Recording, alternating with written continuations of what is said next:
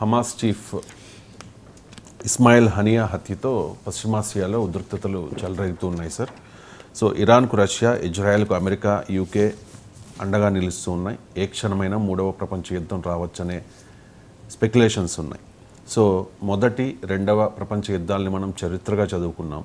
So ఈ ఉద్రిక్తతల నేపథ్యంలో ఇది మూడవ ప్రపంచ యుద్ధానికి దారితీస్తుందా? ప్రశ్న అడగడమే నాకు ఆశ్చర్యం. ఎందుకు అడుగుతున్నారంటే పేపర్లో ఫ్రంట్ పేలో వచ్చింది. మన జర్నలిజంలో ఉన్న ఒక హాలోనెస్ తెలియజేస్తుంది. ఏ మూడో ప్రపంచ యుద్ధం అంటే ముచ్చట అనుకుంటున్నారా? మన వారికి మూడో ప్రపంచ యుద్ధం బీఆర్ఎస్ ఎమ్మెల్యేలు కాంగ్రెస్కి వెళ్ళడం ఒకటే, మన పత్రికలకు, మన మీడియాకు. దీంట్లో ఏం తేడా లేదు. బీఆర్ఎస్ నుంచి 10 మంది ఎమ్మెల్యేలు పోతారా అని చెప్పి క్వశ్చన్ మార్క్ లేదు స్పెక్యులేట్ చేసిన చూడు. అలాగే మూడో ప్రపంచ యుద్ధం వస్తుందా అని స్పెక్యులేట్ చేస్తారు. అంటే ఒక రాజకీయ పరిణామాలు పెద్దిరెడ్డి రామచంద్రారెడ్డి, ఇరాన్ ఒక్కటే మనకు. మన రాజకీయాలు ఎట్లుంటాయి? వైసీపీ రాజ్యసభ సభ్యులు, టీడీపీలు, బీజేపీలు టీడీపీ వెళ్తారా, ఇరాన్ ఇజ్రాయెల్ యుద్ధం వస్తుందో కూడా ఒకటే మన వాళ్ళకు. మన మీడియాకు ఉన్నటువంటి హాలనెస్ తెలియజేస్తుంది. What you mean by third world war? మూడో ప్రపంచ యుద్ధం అంటే ఇట్లాంటి ఉద్రిక్తతలు చాలా వచ్చాయి గతంలో. మూడో ప్రపంచ యుద్ధానికి కారణమైందా? డెఫినెట్గా పరిస్థితి ఆందోళనకరంగా ఉన్నమాట నిజం. అందులో ఇరాన్, ఇవాళ పత్రికలు ఏదో పత్రికలు చూశాను, మీరు చూడండి ఏ పత్రికను, ఇజ్రాయిల్ను కయ్యానికి కాలు దువ్వుతున్న ఇరాన్ అని హెడ్లైన్. ఇజ్రాయిల్కు అంటే తప్పు ఇరాన్ది అని. ఇజ్రాయిల్పై కయ్యానికి కాలు దువ్వుతున్న ఇరాన్, ఇజ్రాయిల్పై కయ్యానికి కాలు దువ్వుతున్న ఇరాన్. అసలు ఆశ్చర్యం వేస్తుంది. అంటే ఆ అసోసియేటెడ్ ప్రెస్, ఆ వెస్టర్న్ న్యూస్ ఏజెన్సీల కథలని యాజ్ ఇట్ ఈస్గా ట్రాన్స్లేట్ చేశారు. తెలుగు పత్రికలు ఇంత అమాయకత్వాన్ని ప్రదర్శిస్తాయి. ఇప్పుడు ఇరాన్ కాలు దువ్విందా? ఎలా, ఎందుకు ఈ ఘటనలు ఎందుకు వచ్చాయి, ఈ పరిస్థితి ఎందుకు వచ్చింది? కనీసమైన అవగాహన ఉన్న కాలు దువ్వింది ఎవరో అర్థమవుతుంది. ఏమైంది? ఇజ్రాయిల్పై హమాస్ దాడి చేసింది October 7 లాస్ట్ ఇయర్. దాంట్లో 1200 మంది చనిపోయారు. తర్వాత ఇజ్రాయిలే గాజా పైన యుద్ధం చేస్తూ వస్తుంది. 40,000 మంది చనిపోయారు. సో 40,000 మంది చనిపోవడం కాలు దువ్వడం కాదట. మీకు ఆశ్చర్యం అయితే చూడండి, 40,000 మందిని చంపి గాజాలో ఉన్న పాపులేషన్ మొత్తం డిస్ప్లేస్ అయిపోయి హారిబుల్ పరిస్థితి ఉంటే అది కాలు దువ్వడం కాదట. ఇంటర్నేషనల్ క్రిమినల్ కోర్టులో ప్రాసిక్యూట్ చేస్తూ ఇజ్రాయిల్ను తీర్మానం చేయడం, ఇంటర్నేషనల్ కోర్ట్ ఆఫ్ జస్టిస్ ప్రశ్నించడం, యునైటెడ్ నేషన్స్ ప్రశ్నిస్తే అది కాలు దువ్వినట్టు కాదట. 40,000 మందిని చంపేసిన. ఇంకా విచిత్రం చూడండి, ఏం జరిగింది? డెమాస్కస్లోని ఇరాన్ కాన్సులేట్ కార్యాలయం పైన దాడి జరిగింది. ఈ దాడిలో ఇరాన్ జనరల్స్ మరణించారు. ఇది ఇజ్రాయిల్ పని అని ఇరాన్ ఆరోపణ. పాయింట్ 1. పాయింట్ 2, మీకు హిజ్బుల్లా కమాండర్ను సౌత్ బీరూట్, హిజ్బుల్లాకు బలమైన స్థావరంగా ఉన్న ప్రాంతంలో లెబనాన్లో ఇజ్రాయిల్ దాడి చేస్తే ఒక పెద్ద కమాండర్, టాప్ కమాండర్ చనిపోయాడు. ఇది 2, హిజ్బుల్లా కమాండర్. ఇటీవల ఇస్మాయిల్ హనియే, ఈయన హమాస్ పొలిటికల్ చీఫ్, గతంలో ప్రైమ్ మినిస్టర్గా కూడా ఉన్నాడు. హమాస్ పొలిటికల్ చీఫ్ను ఇరాన్ అధ్యక్షుని ప్రమాణ స్వీకారానికి వచ్చిన సందర్భంగా టెహ్రాన్లోని హై సెక్యూరిటీ గెస్ట్ హౌస్లో చంపేశారు. మరి ఇవన్నీ చేసింది ఇజ్రాయెల్ అయితే ఇరాన్ కాలు దువ్వడం ఏంటి? నాకు నిజంగా అర్థం కాదు. ఈ 3 చేసింది ఎవరు? 30,000-40,000 మందిని హమాస్ జరిపిన దాడి దుర్మార్గమైంది, కాదని ఎవరు అనడం లేదు. కానీ ఆ దుర్మార్గమైన దాడికి మీరు హమాస్ని శిక్షించు, పాలస్తీనా ప్రజలను ఎందుకు శిక్షిస్తావు? ఇప్పుడు ఒక కంట్రీ వేరు, ఒక ఫోర్స్ వేరు. ఒక కంట్రీ వేరు, ఫోర్స్ వేరు. ఇప్పుడు పాకిస్తాన్ మనకు తీవ్రవాదులను ఎగుమతి చేస్తుంది అని చెప్పి మనం పాకిస్తాన్ ప్రజలను చంపామా? ఇంతవరకు పాకిస్తాన్ ప్రజలు, మనం బాలాకోట్ స్ట్రైక్ జరిపాం. ఎలా జరిపారు? సర్జికల్ స్ట్రైక్ జరిపారు. వెళ్ళి కరెక్ట్గా ఆ తీవ్రవాద స్థావరాన్ని అంతం చేసి వచ్చాం, అంతే. ఒక్కరన్నా చనిపోయారు? ఒక్క పోనీ అని మనుషులు కాదు, ఒక మేక, ఒక జింక, ఒక గొర్రెన చనిపోయిందా?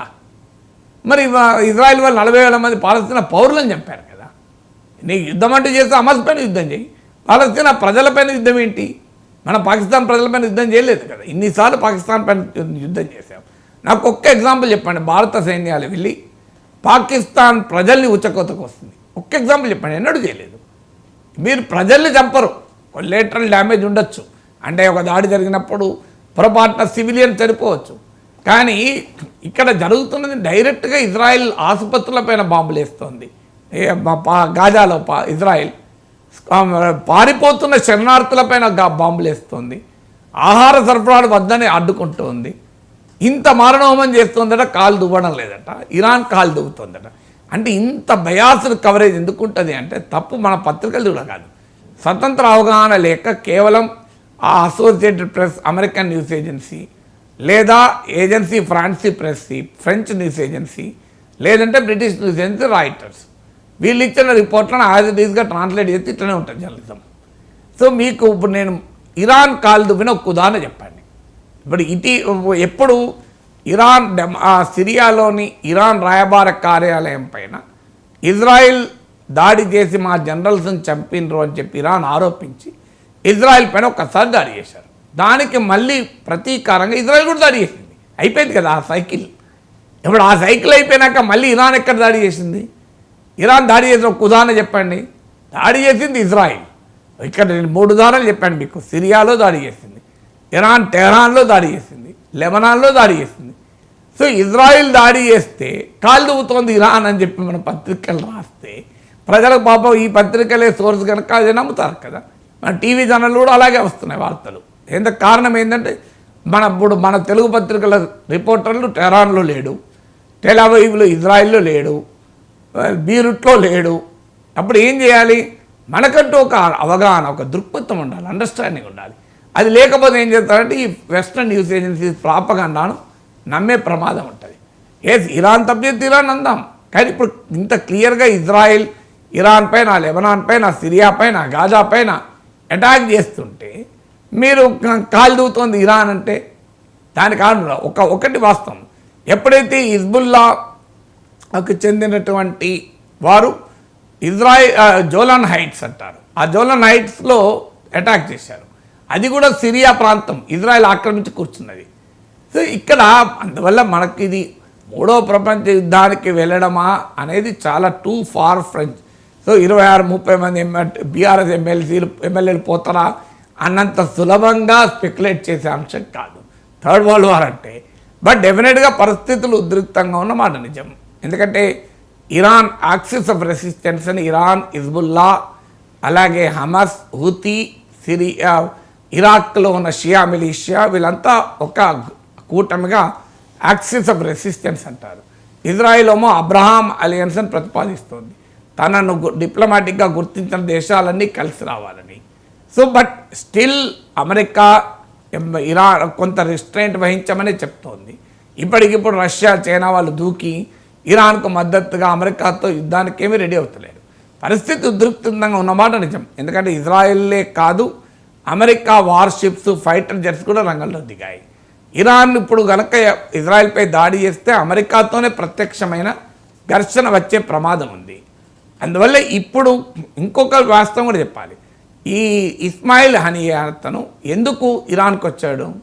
ఆయన ఇటీవల ఆయన ఖతార్లో ఉంటాడు. సో ఇరాన్కి వచ్చాడు. ఎందుకు వచ్చాడు? శాంతి చర్చల్లో కీ నెగోషియేటర్ అయినా, అంటే బ్యాక్డోర్ డిప్లొమా ఛానల్స్లో శాంతి కొరకు ఈజిప్టు, ఖతార్ కాల్పుల విరమణ కొరకు ప్రయత్నాలు జరుగుతున్నది.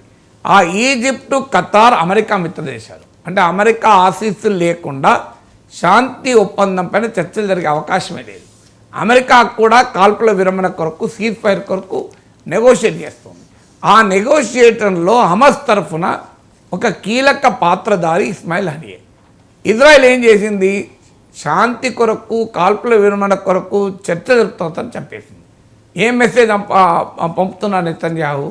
ఆయన ఎట్టి పరిస్థితుల్లో ఈ యుద్ధం ముగియకూడదు అన్నది నెతన్యాహు రాజకీయ అవసరం.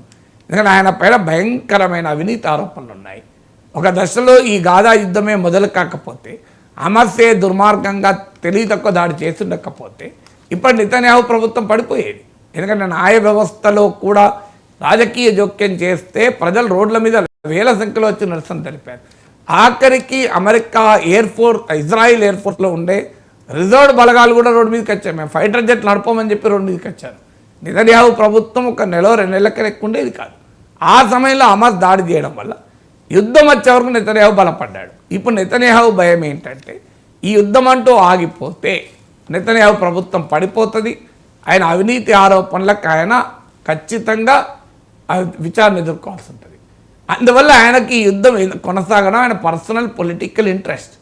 సో ఆ పొలిటికల్ ఇంట్రెస్ట్ దానికి తోడు నెతన్యాహుకు ఫార్ రైట్ కూడా మద్దతు ఉంది. ఫార్ రైట్ అంటే భయంకరమైన ఇజ్రాయిల్ పాలస్తీనాను వ్యతిరేకించే శక్తులు వాళ్ళు.